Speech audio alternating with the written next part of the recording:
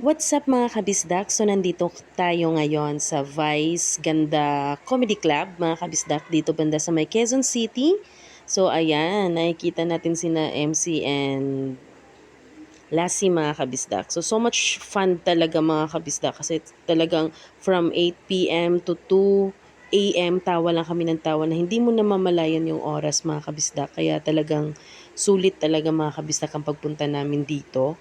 So lahat ata ng problema mo makakalimutan mo muna 'pag nandito ka. Pero pagka ano mga kabisdak, medyo mahina-hina yung ano mo, loob mo, medyo sensitive ka, gano'n.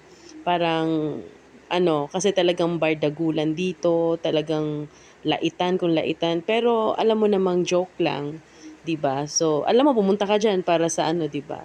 So, gano'n. Pero overall mga kabisdak, we have so much fun talaga.